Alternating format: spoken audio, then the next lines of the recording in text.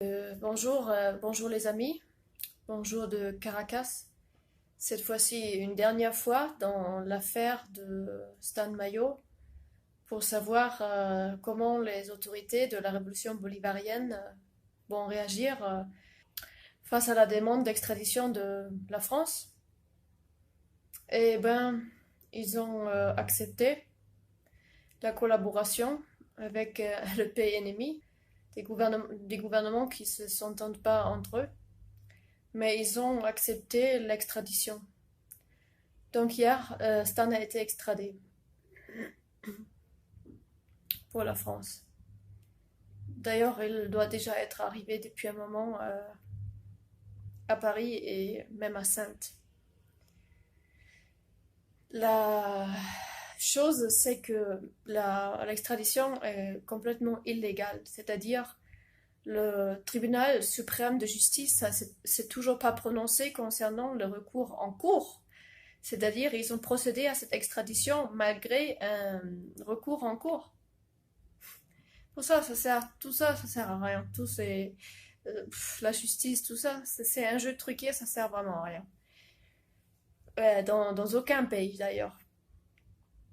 Voilà. Et ce qui s'est passé donc hier, pendant la journée, c'est que le mercredi, il y a des visites des avocats. Donc l'avocat qu'on a maintenant, le nouveau, celui qui est bien, il est allé voir Stan à 9 heures. Et à 9 heures, on lui a dit qu'il ne pouvait pas le voir parce qu'il y a des nouveaux commissaires, des nouveaux chefs. Donc le lundi, ils ont changé à peu près toutes les chefs à Interpol. Et bon, le mercredi matin, donc ils étaient tous dans une réunion et c'est pour ça que l'avocat ne pouvait pas voir euh, Stan. Bien. Donc il revient 1 heure plus tard et on lui dit qu'il ne pouvait toujours pas le voir puisqu'il est extradé aujourd'hui. Donc l'avocat apprend à ce moment-là qu'elle s'est confirmé il va être extradé. Jusqu'à là, on n'a rien vu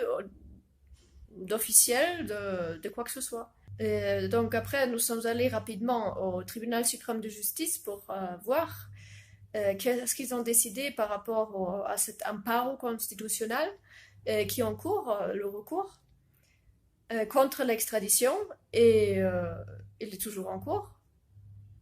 Moi, je pensais qu'ils vont au moins avoir réglé les papiers, même pas.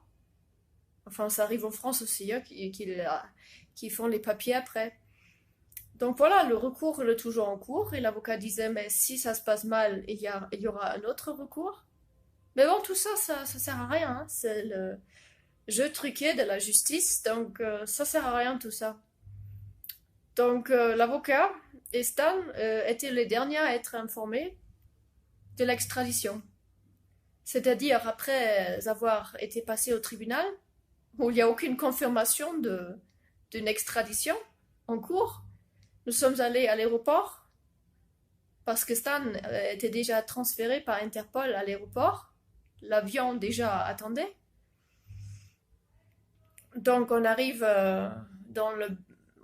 cherche le bureau d'Interpol à l'aéroport et là la porte est ouverte et je regarde dedans et je vois Stan assis et je l'appelle et il me répond. Et du coup, j'ai pu lui parler 10 minutes. Et donc, je rentre dans cette petite pièce où il était, où il y avait énormément de gens. La pièce était petite et donc il y avait énormément de gens. Et c'était une ambiance très étrange. Très étrange, c'est-à-dire il y avait Interpol Caracas, il y avait l'ambassade de France, il y avait la police française qui est venue exprès à Caracas pour venir le chercher, il y avait d'autres fonctionnaires, je ne connais pas tout le monde, énormément de monde, mais normalement il y a énormément de bruit quand il y a beaucoup de gens dans une petite pièce et là, et c'était un calme. Et tout le monde écoutait à peu près ce qu'on se disait très doucement ces 10 dernières minutes qui vont sûrement être les 10 dernières minutes pour bien longtemps. Et donc je me sentais comme dans un film. Vous savez, c'est comme si on a l'impression que c'est pas réel, comme si on regardait un film où il y a quelque chose d'étrange qui se passe, comme s'il y avait un trou dans le temps-espace, ou comme si tout ça n'existait pas. D'ailleurs, ça m'est déjà arrivé, comme je vous avais raconté, quand ils m'ont arrêté en 2012, la gendarmerie, quand ils sont venus avec des flingues, disant gendarmerie nationale, par terre, par terre. Et je me trouve menottée par terre et dans une fraction de seconde à regarder dans ce revolver. Et c'était pareil, le temps s'arrêtait. Je pensais que il y a autre chose là. C'est pas la vie réelle qui est en train de se dérouler là. C'est comme un film. Et hier, donc, ça m'a fait le même effet. Comme si c'était pas réel. On arrive difficilement à imaginer ce qui est en train de se dérouler, qu'il va partir à l'autre bout du monde. Et moi, je vais rester là. Et ce qu'il attend de l'autre côté, mes chers amis, vous le savez aussi bien que moi, c'est pas qu'il va faire 5 ans de prison tranquille. Non, la menace est qu'il le torture en asile psychiatrique, comme ils font avec toutes les mères qui dénoncent juste la violation des enfants, de leurs enfants qui veulent les protéger. Ça arrive à des mères tout simplement parce qu'ils veulent protéger leurs enfants. Alors quelqu'un qui a dénoncé tout ce système et le menacer depuis longtemps d'un internement psychiatrique de force et la camisole chimique. Détruire le cerveau, après on peut laisser libre, c'est bon, mort-vivant, on peut laisser libre, c'est pas un problème. Donc c'est ça le problème, c'est ça le danger qui court sur lui maintenant, entre les mains de ce réseau pédophile satanique, parce que c'est bien ça. Ces protecteurs des violeurs d'enfants. Et puis, alternatif, suicide en prison. Ça arrive assez souvent aussi qu'on retrouve une personne suicidée, soi-disant. Voilà, donc la menace est bien sévère qui pèse sur lui et nous avons besoin vraiment de la mobilisation active et massive de vous tous parce que, chers amis, c'est vous maintenant qui pouvez m'informer moi parce que moi je peux plus rien faire. Je peux même plus savoir ce qui se passe, donc je compte sur vous pour m'informer et d'être là parce qu'en principe il devrait y avoir un nouveau procès en présence parce qu'ils ont fait un jugement en août 2018 en absence et en principe il devrait y avoir un nouveau procès à Saintes, au tribunal de la justice à Saintes et donc je vous demande déjà de vous mobiliser et de faire tout ce que vous pouvez pour faire connaître l'affaire parce que c'est que ça. Il faut mettre la lumière sur ces injustices, sur ce cas pour le protéger un minimum.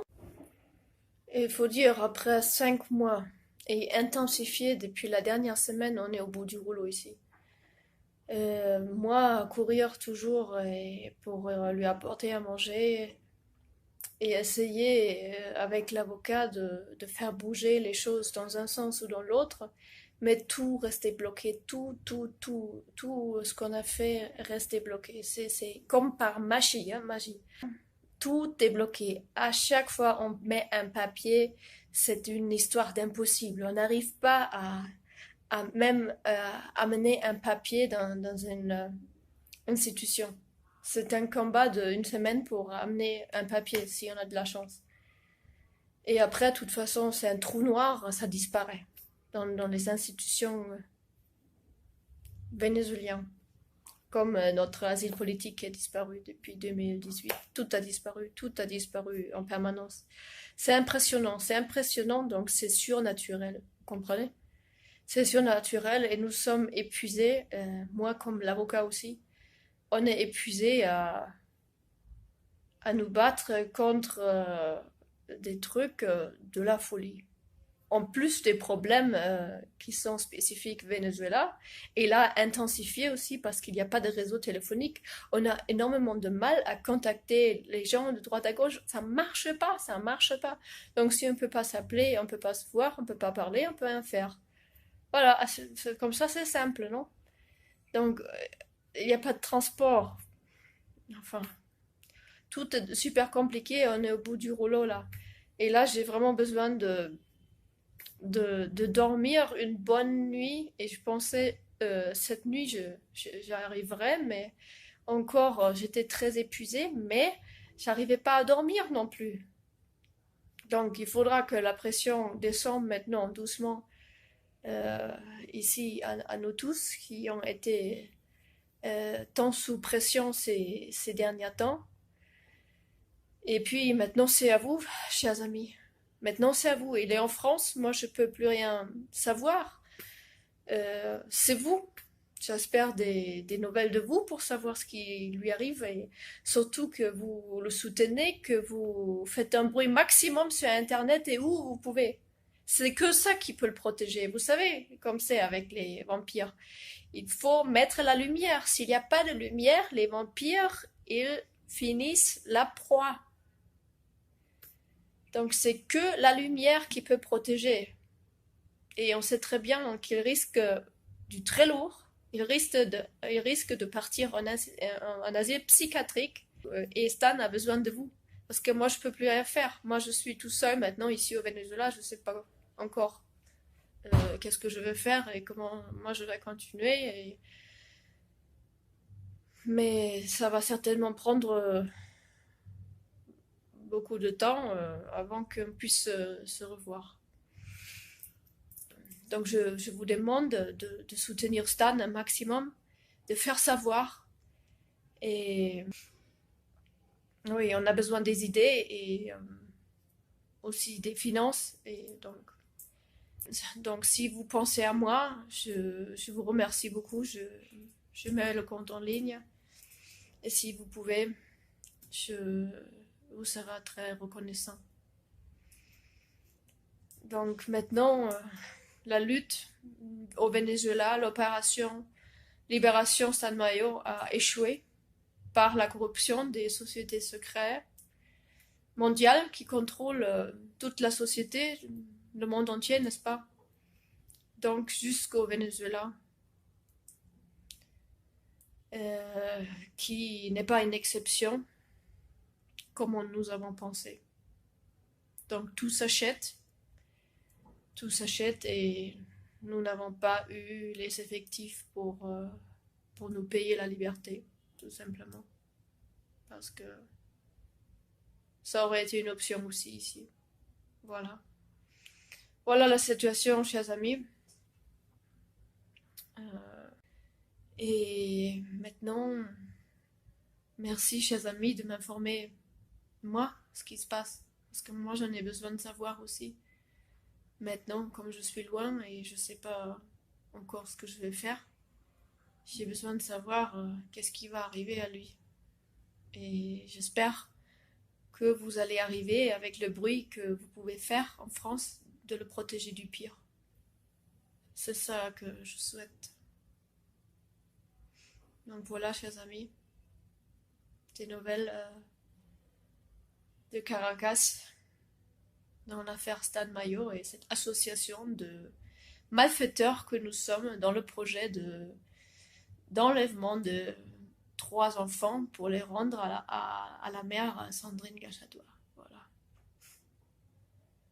Et oui, et dans le dossier, comme je vous ai dit, il y avait même un trafiquant de drogue qui est apparu dans son dossier. C'est pas grave. Hein. Association de malfaiteurs, on peut ajouter ce qu'on veut. Comme ça, c'est bien. Bon, chers amis, je vous ai tout dit.